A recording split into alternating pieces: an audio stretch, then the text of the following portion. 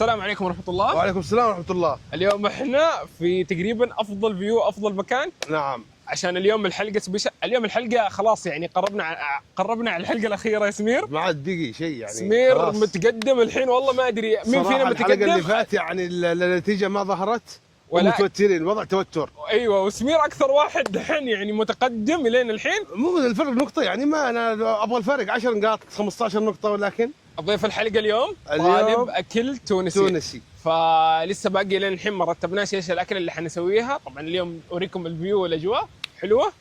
نعم. بس والله نروح شوي كذا على بنده وننقي لكم الاغراض اللي تبغونها. لا تنسون اللايك والاشتراك، ويعطيكم العافيه على دعمكم والله. نعم. يلا. طيب الحين وصلنا بنده وعندنا طبقين. 4، هو 2 وانا 2. لا اصبر، ما في 4، حنسوي طبقين من كورس وطبق ستارتر بعدين نتفق عليه. الحين طبق ستارتر نسوي شوربه لسان عصفور. ايوه. فالحين حنسوي الطبق الرئيسي. انا حسوي موسلي، وانت حتسوي ايش؟ انا الموسلي. اوكي، انت الموسلي، انا مكرونه فل. وكيف طيب؟ كيف تاجي؟ ايوه. اجي مع الباص؟ لا والله ما والله كذا اسمها كيف تاجي كيف تروح. هو مسميها كيف تروح. الزبده. طب المهم يلا نروح نشيل الاغراض. نبدا الحين 20 دقيقة. انا بديت. هذه عربيتي جاهزه على طول، ما في دلع. طبعا الموسلي التونسي يحتاج تختار الخضره بعنايه، حط لايك. طبعا حاخذ دجاج عشان ما انساش اول شيء، لانه لو نسيته الطبق كله راح. فحروح اخذ الاشياء الباقيه اللي علي. يا عيال معقول بالله ضاع جوالي والله حطيته في العربيه ضاع والله. يعني دور جوالك يا سمير، انا انتهى الوقت تقريبا باقي. الله احسه معاك. والله مو معاي، ما دخلني. تعالوا شوف، تعالوا هنا.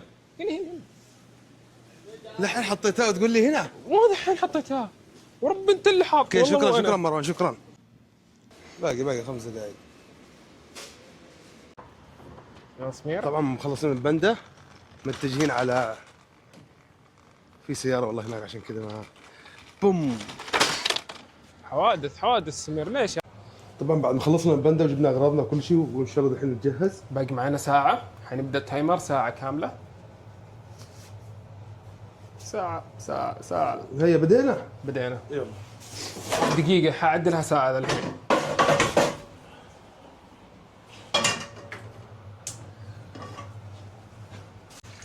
وانا الحين بدأت بالطماطم.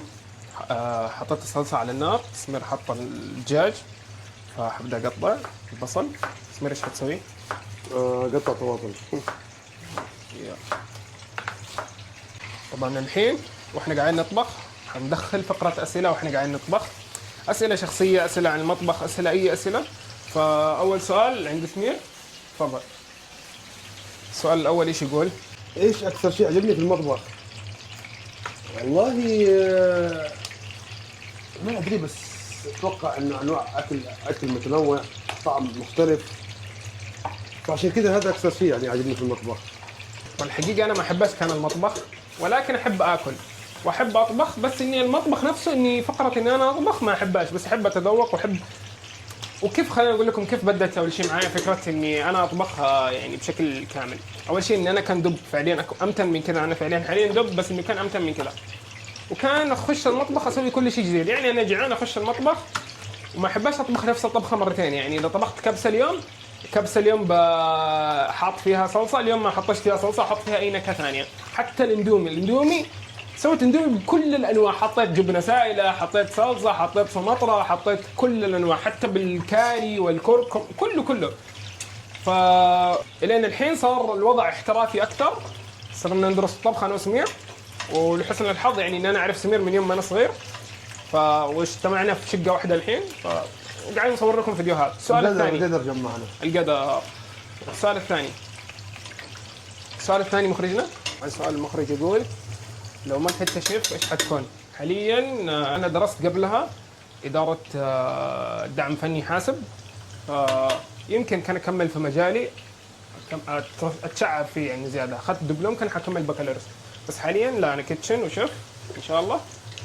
فبس والله السؤال عند سمير. جوابك؟ عن نفسي اتوقع اذا ما كنت شيف I will be chef ان شاء الله. ان شاء الله. انا اتوقع اكون والله ما ادري، لكن احتمال كبير اكون عازف، بس ما راح اقول الآلة الموسيقية ايش. يمكن لكن مدرب عازف. بلياردو. لا مدرب هذا عندي الشهادة في الجيب ان شاء الله. ايوه بس يمكن تتشعب فيها اكثر، تصير مدرب معتمد عالميا. تخش ممكن هالمجال. ممكن. لكن حلو الواحد انه ايش يعلم نفسه مهارات اكثر يعني. هذا شيء حلو. بس ايش يقول اللي يدعمونه ويشتركون وكذا، اقول لهم شكرا لكم. هذا الاشتراك راح يستمر ان شاء الله. دام انه كذا يعني من اول حلقتين وكذا، وفي مشاهدات وفي اشتراكات وفي حركات كمان ضغطت يعني حتى لو ها. والله شكرا لكم. حط لايك حط لايك. انا حقيقه شكرا لكم، ولا تنسون الاشتراك واللايك وكل حاجه حلوه تحطونا فعليا يعني بالتفاعل اللي موجود. يعطيكم العافيه، استمروا. وحتى لو انتهى هذا الجزء ترى حتيجيكم ان شاء الله يعني سلاسل ثانيه احلى منه وافضل. طبعا في خطط المفروض كانت تتصور في هذا الموسم، ولكن اجلناها ان شاء الله بعد رمضان حتنزل، او في رمضان ممكن سلاسل ثانيه. يمكن المصور يقول لا، فخلاص بعد رمضان ان شاء الله سلاسل ثانيه حلوه وانتظرونا. طبعا الحين خلاص ما باقي على المكرونه شيء، باقي 10 دقائق على الوقت. ان شاء الله نكمل قبل الوقت.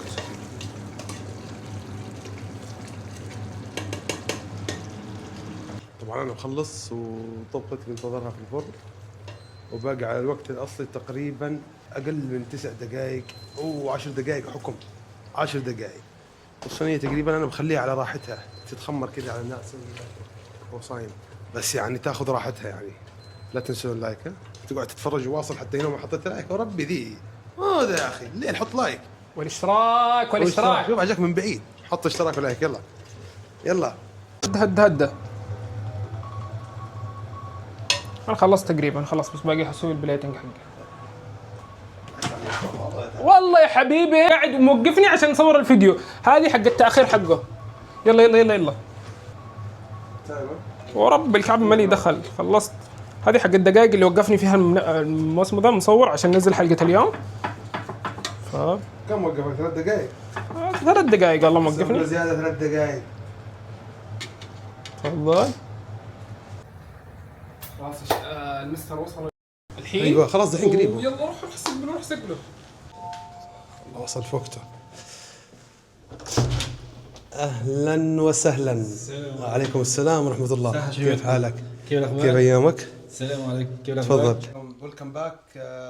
نرحب بضيفنا القدير الاستاذ ايمن، الاول في الاف ام بي طبعا، مدربنا المفضل يعني. نعم شكرا. واليوم جايبين لك طبقين. اي والله. حتقيمها. طبعا السباجيتي التونسيه والموسلي. اكيد غنينا على التعريف عنا على اليمين سباجيتي تونسيه ما شاء الله بالبطاطا بالفلفل والدجاج، وعلى الشمال يسار عنا الموسلي التونسي نفس الشيء، في البطاطا بالخضروات، في الكوسه، في الفلفل ما شاء الله. يعني فيجوالي اتس ابيلينج، يعني معناتها يعني انا كيف يقولوا عندي المويه في فمي، عرفت؟ نحب نذوق يعني. راق. اي اكزاكتلي. هذا اوكي. يمديك الحين تبدا تجرب الاطباق وتعطينا الفيدباك وتعطينا التقييم النهائي. انا اول شيء بعشق الباستا، سو حبدا بالباستا. بسم الله. هذا شيء يوترني. عادي عادي. بسم الله. بسم الله. سو ايوه اول شيء حنذوق البطاطا. شوف الاكل التونسي فيري سمبل، معناتها مقارنه بالاكل السعودي والاكل اللبناني فيري سمبل. بسم الله. عليه صوص زياده. البطاطا مزبوطه. الباستا قوة الباستا في الصوص. حقيقة يعني أنا حاولت أضبط الصوص قد ما أقدر، بس ما ضفت فلفل زيادة، يعني فلفل شوية يعني عشان إحنا دائما يكون أكلنا بسيط يعني ومن هذا. بس هم تعرف نحن تونس نعشق الفلفل يعني. أيوه. تحبون لذة الفلفل هنا بس نكهته بس اللي موجودة يعني، بس من يعني مو مرة حارق، بس نكهته حلوة يعني. إن شاء الله عاد عندك. كتيست طعمه يعني. أيوه. بس هذه حق بيبي. ايوه احنا ما يعني الطعم موجود، النكهه موجوده، بس ما فيها انف سبايسي يعني. ايوه. ممكن صحن صغير هنا عشان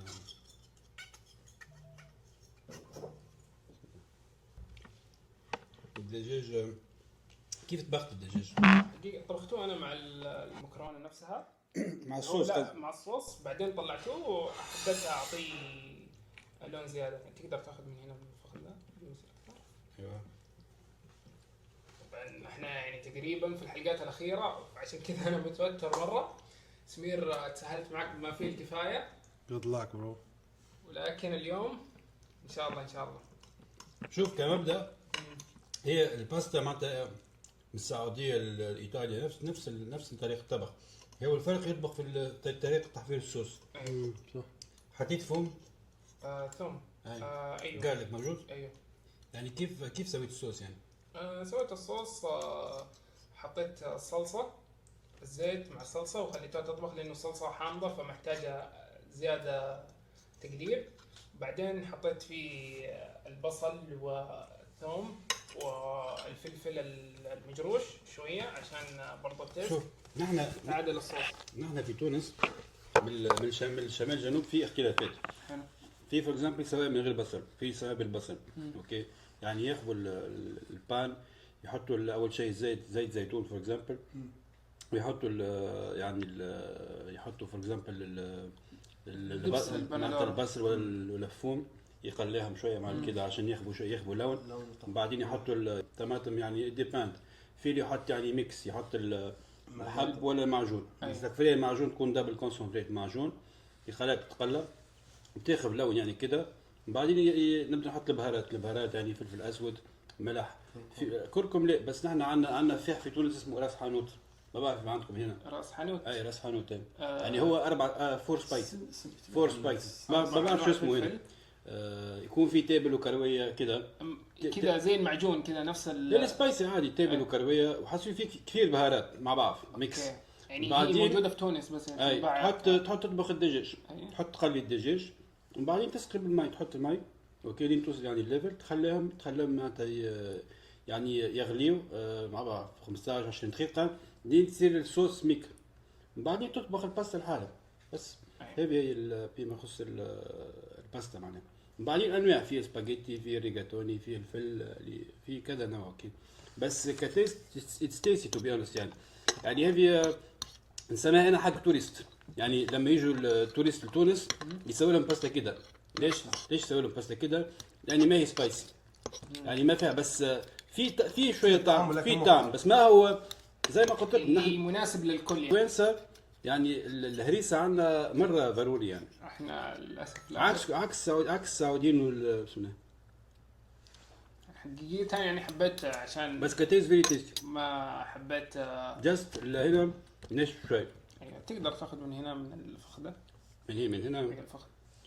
اوكي شيل اللي في شيله. ايوه هنا اتس مور سوفت يعني. اتس كلاسيك يعني، فهمتني؟ كلاسيك ديش. وحاط لك معاه صوص زبادي.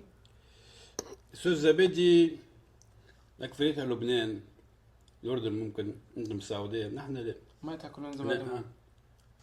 كتيست اتس جود يعني، قلت يعني متكامله يعني، ما فيها تيست غريب ولا شيء يعني. تو بي اونست يعني اذا نقيمك من 10 انا بعطيك 7. ليش بعطيك 7؟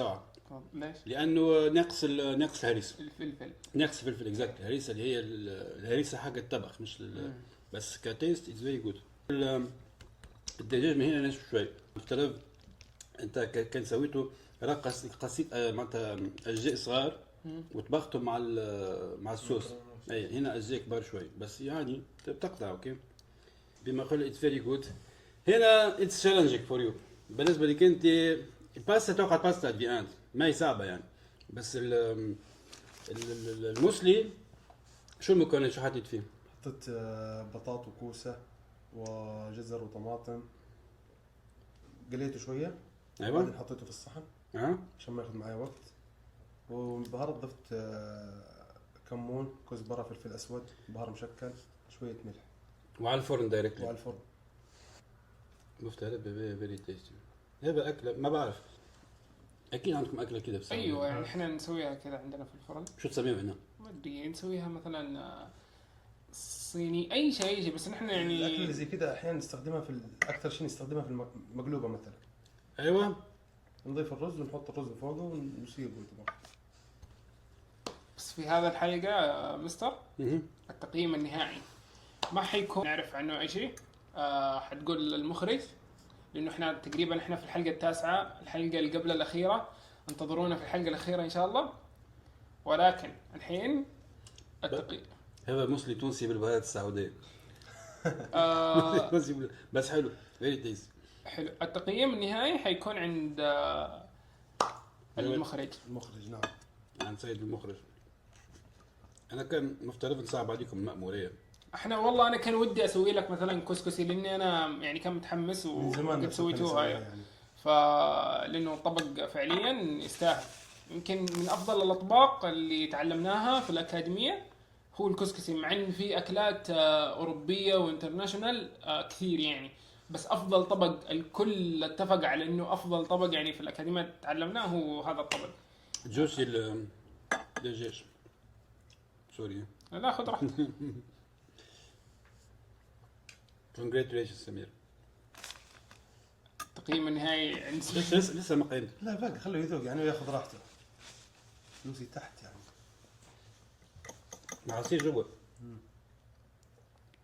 كيف كان صعب يعني ولا كيف سويت هو يعني؟ التجربه كانت اول مره ولكن حبيت التجربه والله. يعني تخيلت الطبخه كيف راح تصير شو اعتمدت؟ اعتمد على حراره الفرن والله يعني ما لا من جبت الريسيبي يعني كيف جبت الريسيبي؟ شفت والله كم مقطعين في التيك توك. يعني مش مقطع واحد كم مقطع؟ لا ايوه يعني في بعض الاحيان في اختلافات. صح زي ما قلت شفت لكم اختلافات. الشمال الجنوب المصلي يختلف. زي ما المكرونه فور اكزامبل من مدينه بنزرت الجابس فور اكزامبل ولا التطاوين ولا التوزر في اختلافات. اوكي في اللي يطبخها بالبصل، في يطبخها من غير بصل، في اللي يسويها باللحم، في اللي بيسويها بالغنم، في اللي يسويها بالبقر يعني لحم البقر. اوكي في اختلافات كبيره بس overall it's good. هذا زي ما قلتوا انتم عندكم المقلوبه يعني.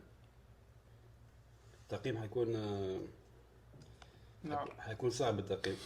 خذ راحتك على الاخر يعني. خذ راحتك ولكن ما عندك اي فيدباك هنا. هنا very tasty. هنا يعني it's tasty as well يعني طيب. بس هنا كيف ما قلت لك هنا فيش يعني ما يسحق بهارات سبيشال اللي معناتها الفلفل المجروش. يعني يمكن حتى من غير فلفل مجروش ينجح يعني طبق. هاويفر هنا بيستحق يكون اذا تحب تكون لمسه تونسيه بيور لازم يكون فيه الهريسه. فجيتني هي اعطيتك هريسه وهي زبطت معاي بس اوفر اول اتس اوكي يعني. انا عجبوني الاطباق الاثنين يعني حقين تونس ما شاء الله يعجبهم بسبات زياده. مفلفله. اتس تيستي تو بينس مسلي ما شاء الله. خلاص عن نفسنا راح نتركك مع المصور وتاخذ راحتك على الاخر بكل ذمه وضمير. طبعا رحنا ورجعنا بعد ما نصفنا طبعا واكلنا الاكل. شكرا ضيفنا العزيز مره ثانيه. شكرا لكم تو بيونس على الاكل التونسي الحلو. يعطيك العافيه. طبعا الحين كيف اعطينا رايك النهائي عن الاكل وكيف كان الفكره يعني عجبتك وكذا. اعطينا كلمتك. هي الفكره تو بيونس مره حلوه والتقييم حيكون صعب يعني بين يمين وشمال. القرار حيكون فيري ديفيكولت صعب على الاخر. بس يعني في كل اطباق فيهم ايجابيات وفيهم سلبيات. اكيد الايجابيات اكثر من السلبيات. مع المحاوله كانت ناجحه بالنسبه لي انا وحقيقكم يعني حاعطي معناتها الفاينل فوت للمخرج يعني ان شاء الله ياخذ الفاينل فوت. وكيب ات اب تو بي اونست يعني ان شاء الله تواصلوا في الشيء هذا يعني ما بتقف على رمضان يعني ان شاء الله. ان شاء الله تو بي اونست انتظرونا بعد رمضان. ان شاء الله حاولوا كملوا في المشوار هذا يعني ممتع يعني فهمت. وحاولوا يعني نمشي حتى على الاكل يعني حتى على الاكل يعني ممكن تروحوا فاست فود يعني حاله ديفرنت اكسبيرينس. لسه معكم يعني 3 شهور في الأكاديمية. So try to be creative إن شاء الله. كونوا يعني ابتكروا أشياء كده إن شاء الله. وإن شاء الله خير. والتقييم زي ما قلت لكم يعني اليمين والشمال حيكون صعب. جدا صعب. الحين صعب. وصلنا لنهاية. بس انا عندي فكرتي يعني حلو. خلاص انا عندي خلاص فكرتي موجوده الفكرة هنا. وصلت. فكرتي هنا بس ما فيها نقولها الحين. حيوترنا طبعا. احنا متوترين يعني فوق هذا كله يعني الله خلاص وصلنا لنهاية المقطع. وصلنا لنهاية المقطع. لا تنسون اللايك والاشتراك. سمير شكرا لكم للمشاهده Thank دامكم you. وصلتوا لهنا. وانتظرونا في الحلقة الأخيرة إن شاء الله بكرة. مش بكرة يعني الحلقة وقت ما تنزل. انتظرونا في الحلقة الأخيرة حتكون إن شاء الله انت نار. حتنزل يا بنت. هذه حتنزل ما أدري بس إنه المخرج إن شاء الله حيسوي إعلان لها. لازم تحت حسابه منشن تحت خلاص جونا اوريدي أيمن. عمل لي منشن في خلاص تمام. الانستغرام. ويعطيكم العافية على المشاهدة. مع السلامة.